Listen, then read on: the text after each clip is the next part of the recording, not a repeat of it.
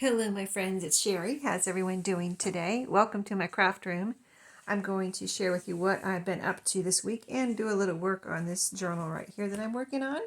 So, what have I been up to? Well, I've been doing some mobile crafting. So, on my lunch break, I had printed these out, these sheets of, I just on my computer, I just made a little chart, and so that I could space out this these words, handmade by Sheree.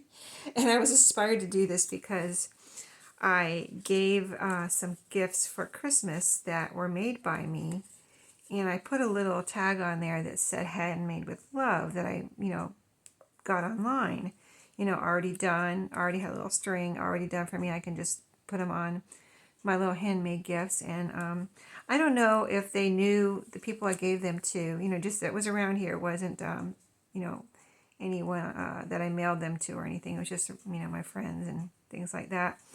But they weren't my family, they were my friends. And I didn't want to come right out and say, oh, I made that, type of thing. So I just put that little handmade with love on there. And I don't really know if they knew that I made it. Like one person said something, oh, did you make that? Like there was a question. They had to ask. I'm like, yes, I wasn't like, of course I made it. I said, yeah, oh yeah, I did make that, type of thing. But so, when I get something that's handmade by me, I want them, I want them to know that I made it. That's why I like to give handmade gifts. So I want them to know I made it. You know what I mean? I don't want any praise or anything. I just want them to know that I didn't just go buy it. I made it type of thing. So that's what inspired me to make these. And so I printed these out. I took them to work, and I ran out of time at home. So I took them to work on my lunch break and took a little punch with me and just punched them out. So I had tried this one first, this little shaped punch like this. This is just some white cardstock. It was some scrap white cardstock that I get from work, actually. They just throw it out, and I just save it. So anyway, I had a piece of that, so I printed on there. So I tried this little shape here, and it's nice. I like it. It would be fine. But then I tried this little scallop, and I don't know why this one I really liked better, the little scallop circle. So anyway, then I took that shape, I took that punch to work and cut out the rest of them. I actually printed on by mistake. I was trying to print, this is scrapbook paper. I was trying to print on the white side, and I had it in there upside down. I actually ended up printing on the colored side. But then I said, well, let me just punch it out and see what it looks like. But I think it's really cute. I really like it. So if you have some, this is not necessarily scrapbook paper that I don't like. It's a little harder for me to use because it had, not because of the color. I like the color. It just had fish and fish. It had fish on it. I'm like, I don't know, for some reason I have trouble using this scrapbook paper because it had fish on it. I don't, maybe you would not have any trouble with it, but see, there's one of the fish right there. I don't know why I had trouble using it, but I did. So anyway, I've used most of it, but now I like these so much. I think I have a couple pieces left. And all I have to do, if it's 12 by 12, you have to cut it down into a piece that will fit into your printer. So I cut it down to like 8. This was actually a smaller piece, like almost like envelope size. And what I had to do to get it to go through my printer is put an 8.5 by 11 piece of paper under it. And then I put this on top, and this went in no problem. I tried to do it without the paper under there, and it wouldn't go in. It wouldn't go into my printer. I didn't set it for envelopes or anything. I just wanted it to go in where you put an 8.5 by 11 piece of paper through. So I did that for this, but normally if you have a big piece of paper, like 12 by 12, if you just cut it down to 8.5 by 11, and that's how my chart that I made this on is 8.5 by 11 on my computer, so I can just print it out and get a whole sheet of these anyway. I have a bunch for right now that I was really just experimenting, but anyway, I ended up with a bunch, so these will last me a good while. But I'm really excited, probably most excited about the ones that I accidentally printed on my scrapbook paper, because once you cut it down like that, you really don't know what it was. And I think it's really cute, and you can still see what it says and everything. So yeah, I really am excited about making some more on maybe some scrapbook paper or something like that. Color some kind of pattern paper. So that was one thing, that was a long explanation, I know, but if you have any questions, let me know. And then the other thing I worked on, I showed you this, and I worked on this on my lunch break too. So I showed you this little cover, it was in a cut apart Tim Holtz paper pad, and I left, it was the journaling cards, they're double-sided, and I left two of them together. I almost wish I would have left more together. I was just cutting them apart, thinking, oh, I'll use these for journaling cards or whatever. But I didn't. I only left one together, two of them together, I should say. And you can see the insides and everything. But at work, I just took some of my scraps and I cut them to fit in here. And I actually forgot my corner rounder. So when I got home, I rounded the corners here. Just felt like, because the paper was sticking out just a tiny bit without the corners being rounded, because I had already rounded the corners of the journaling cards here. And so, yeah, once I did that, then I bound it. I left the string, I wanted it to tie on the outside, so I'd have this little cute little bow on the outside, but you can do it either way. It just, if you want your knot, just say your knot on the, or your bow or whatever, on the inside, you start on the inside. If you want your bow on the outside, you start on the inside when you sew your signature together. And I added this little resin sticker here. It's actually a sticker pack that I got at a thrift store, and glued that down with some Fabri-Tac. I had brought my Fabri-Tac that day, so I was able to get that done and cut these papers and then put it all together when I got home.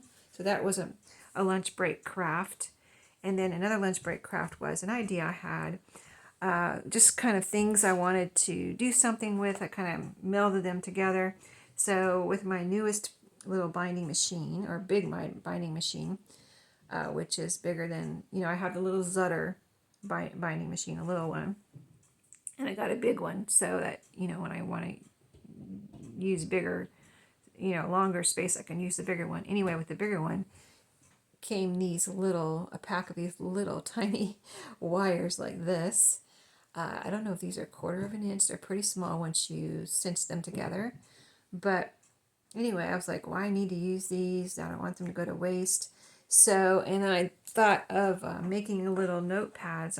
Really, I wanted to, I might make some for people, maybe to go with thank you for, gift in my orders or something like that. Or maybe I'll even put some in my shop.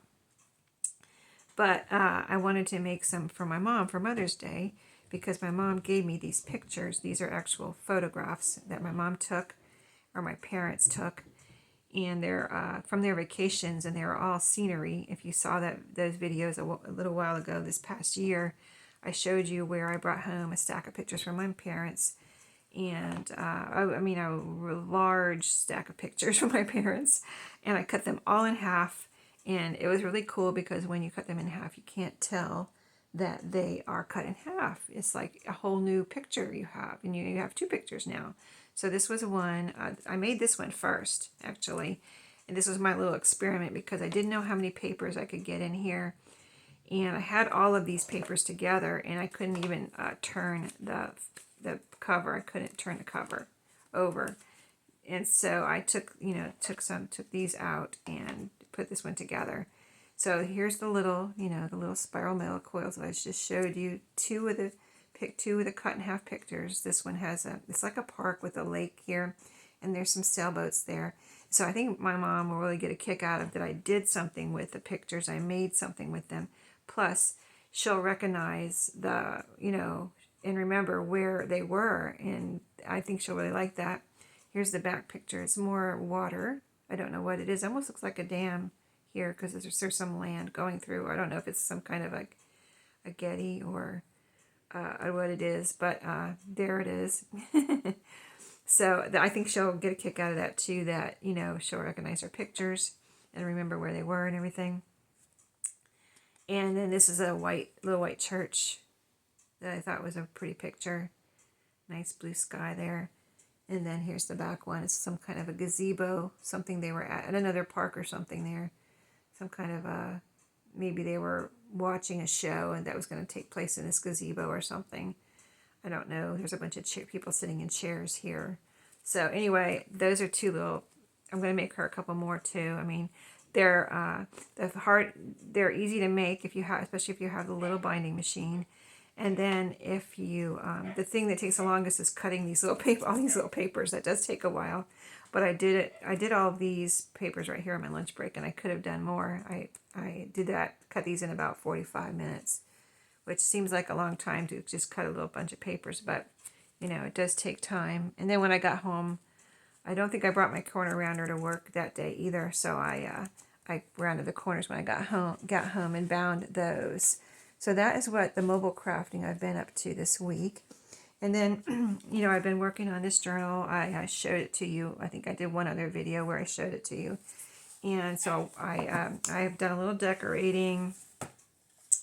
I have put in some ephemera, but now I feel like I want to just put a few more pages in. So I was going to show you how it comes apart, since I got to take it apart to put in more pages. There's these two little like screws here. So I can just unscrew these. Of course, this is probably not going to be quick, but I haven't used any really tools yet, except for maybe some scissors. Let's see. I may have to pause if this is going to take a minute to get these out, but these just unscrew, and I don't want to take like 5 minutes to unscrew these on video, so I am gonna pause here. But you just unscrew these, and I'll come back in a minute and show you that they're out. I just don't want to take 5 or 10 minutes to unscrew these on video. I don't think you want to watch that, right? So I'll be right back.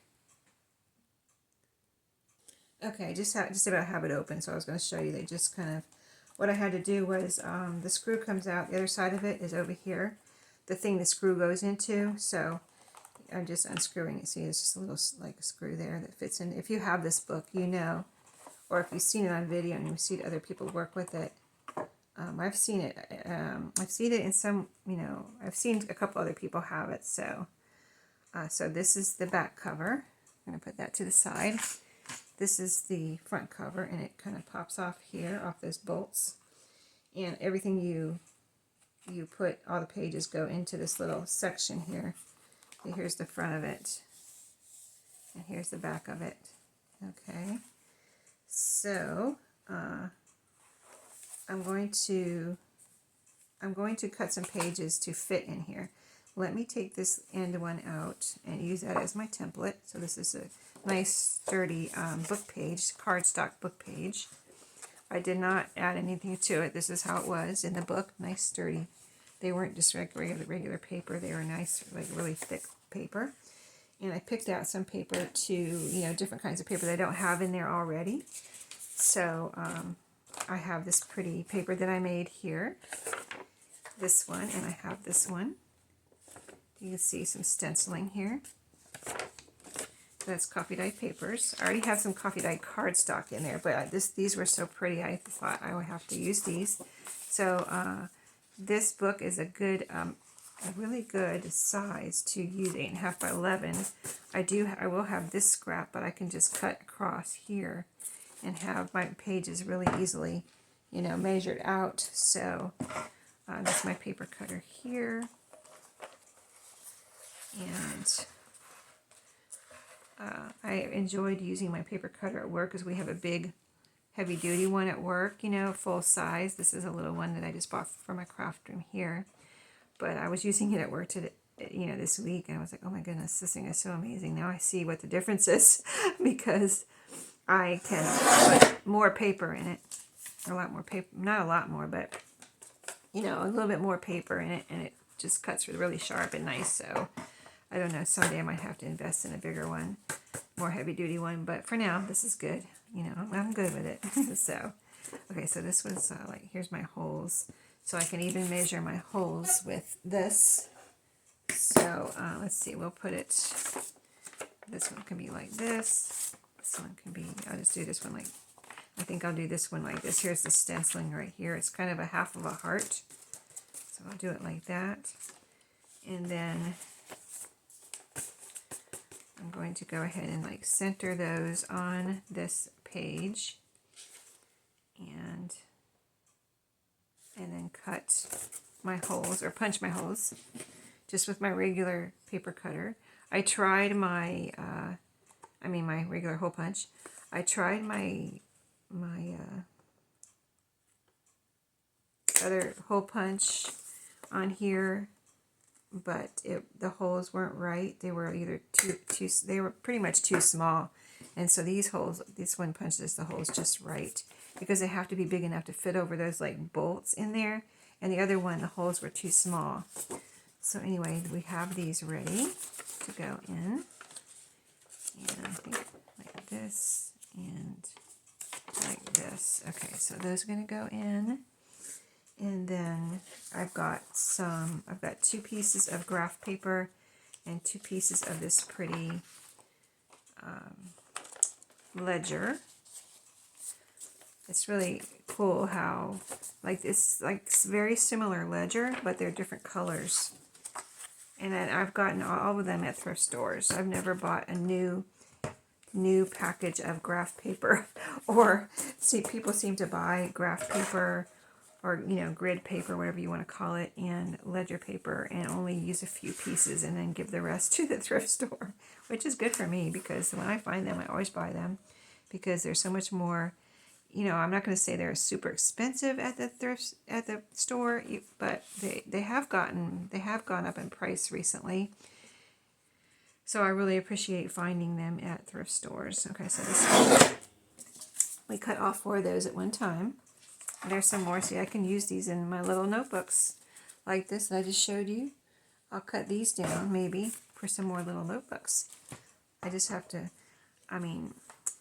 I'll find covers for them and just make some more little notebooks maybe. So many things you can do with your scraps, right? And so this, I'm going to cut my holes again. Let's see if I can cut through all 4 of these. Make a little bit quick work of this. And so there we go. Just like that. We have, 6 more pages to put in there. And I think this will do it. And I kind of wanted to use, I was thinking, I have several different types of ledger papers, but I really love this yellow one. This is an actual used sheet of ledger. It was in a big notebook like this when I got it. Or were these in a notebook? Maybe they weren't. Maybe I just found the pages like this, but anyway, I found these a couple years ago, and I just really love the colors because this is very unique. I don't have any, I've never found yellow like this before. This one time I found it, and that was it. So maybe I will, let me see if I cut this in half. Fold this in half. I think it'll be just about the right size. Let's see. Yeah, that'll be just about the right size. So let me go ahead and fold this in half. And like I'm trying not to save things anymore. So paper like this, I've been kind of saving for bigger journals where I need these big pages, but I don't, I love this paper and I'm just going to use it even if I have to cut it down. So I'm just cutting the fold off here for I don't need the, folded pages in this journal. I just cut that little fold off. And then we'll see where we are. And I've been leaving the little receipts on even. I've been leaving the receipts on the paper so that, it's like it originally was when I got it. And if somebody gets it and they want to take that off, they can. There's actually even a rusty staple right there. So, I kind of think it's cool and cool for a junk journal. But, of course, if somebody didn't like that, they could take it off and use it as they wish. So I'm going to, fortunately, this will fit right under that receipt, pretty much well under it actually. So I won't be cutting that in half or anything, or have to worry about kind of moving it so I don't cut it. So this is going to be about right here. I'll get this out of the way, and then I can cut this one. And we will have pages ready to add some more cool, look at the receipt still in there. Cool pages to do something with, cool cutoffs. And of course, a lot of times I put some of my cutoffs into the goodie packs and goodie bags that I was just looking at this. I added a butterfly. This is a butterfly sticker that I added to this page, and it looks like it belongs there. As far as it looks like it was always there. Anyway, let's cut some holes. So I'm going to cut like this and cut my holes. And then we'll put all of these back into the journal and see if we have enough pages. And then go from there to see how I need to finish this off. But that will be another video. Okay, so let me get all the pages over here that we just cut. These, and this was the back page. So I'm going to get this over here, see if we can put this together, back together on video. Well, I don't know if I'll have to pause or not, but this was here like this. And that little butterfly's right there, so I need to keep him in the right orientation. Let me move this out of the way so I have room. Okay, so now I have it like this. And I kind of have to take all of these pages off of here. I'm going to leave the first, I'm going to leave about the first, I'm going to say 4 on there. First 4, or I'm going to do the first 5 on there. There we go. Because that includes the record sleeve. Because this was a record album that you kept records, record storage album. Okay, so this is how it was. So I'm going to let me turn this over. And then start adding our new pages. So I'm going to add a piece of ledger here. See how that looks and fits. So this is kind of how you have to add pages to this kind of little book over the little bolts here. And I've never done one like this before. This is the only little record album I've ever found. I found it in a thrift store in Florida, and I've had it for a few years, and keep telling myself I want to make a journal out of that. So I decided to do it now. Just do it. We added a ledger and a graph. Well, those don't have to be together. Wait a minute. I don't want those together. Hold on. That's not how I usually do it. Okay, let me add this pretty coffee dyed paper here.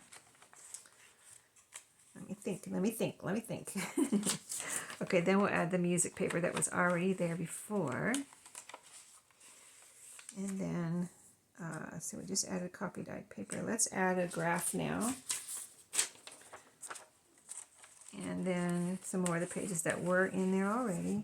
And I've got to add, now I'm not adding that many pages, but pages we just cut. So let me see if I can add a few of these. If I keep the holes together, I can add a couple at a time without going one by one. So just putting them over the little bolts. And here's a couple more. Let's add a few more. And then we'll add some more of our new pages again. Because I kind of had them in order, I like to do a pattern and then one you can write on, and then, maybe like something like this, a really cool kind of paper. So just, I like them to be kind of distributed in a variety, not like all the writing papers together, stuff like that. Let's add one of these yellow, one of these yellow ledgers. We haven't added one of those yet. It's the one with the receipt on it, and they're rusty. I think it's rusty. It's either rusty or starting to rust. It just looks discolored, you know what I mean? I think it's starting to rust and age. I don't know. There was a date on here on some of these. But this one, oh yeah, here it is, 19. There's 2 dates on here. There's one date, 1990. 1990 is the date on there, so it is vintage. Well, that is vintage ledger papers used. It's got really pretty writing on it. Okay, now some of the paper again that we already had. We've got music, and I put beautiful bird pages in here from a bird book, and also beautiful floral pages from a flower book. So, and it had really good colors. I picked out the ones with reds, if I could, to match the cover. This is a Braille page. So that's Braille from a Braille book. This was an activity book. We'll go ahead and put that in. And then we'll put another, let's see, we've put one of everything in there now. So let's go back to the beginning and put another one of these ledgers in there. And sporadically put them through as we put pages back in. So I put three pages here. Actually, let me see what we have here. This is copy dyed. This is that. I'm going to put this back over here. So we'll put that in. See, this is writing paper here. This manuscript, I consider that writing paper. So now I'm going to switch this up a little bit. I'm going to put this one next. This is Tim Holtz scrapbook paper. And it has a pocket here on this side. And then, our little ephemera's already in there. And let's see. Then, I think, music. Now, you know what? Let's put let me see. Let me look here. How we're doing. Okay, let's put graph paper next. Let's put graph paper for writing page, another writing page, but we have scrapbook paper right before that. Then music.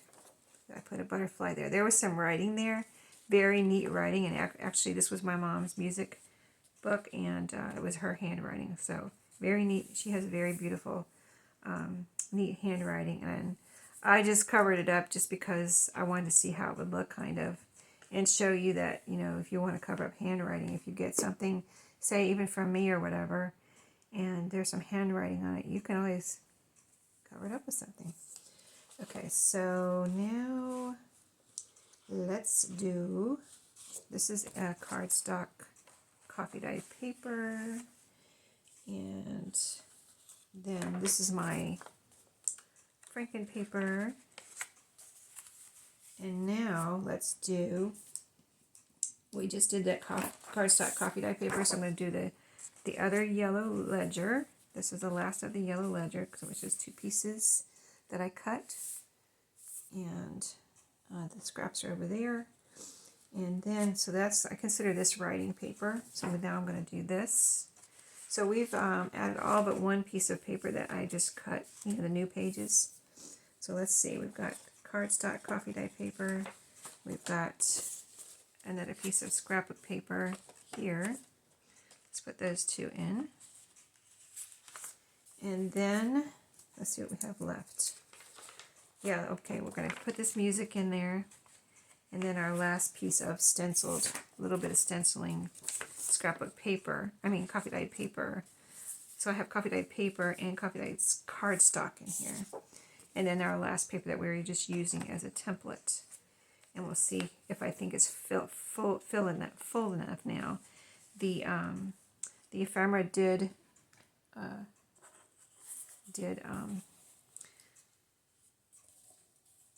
puff it up quite a bit, fill it up quite a bit too, but I'm probably not done putting ephemera in there. I just wanted to go ahead and put a few more pages in there before. And I was noticing I have another little thing that goes in here, and it is on this side. It's a little piece of cardboard that came with the book. And I was trying to decide whether I want it back in here. And I'm actually trying to see it now. I can't even see it. Where to go?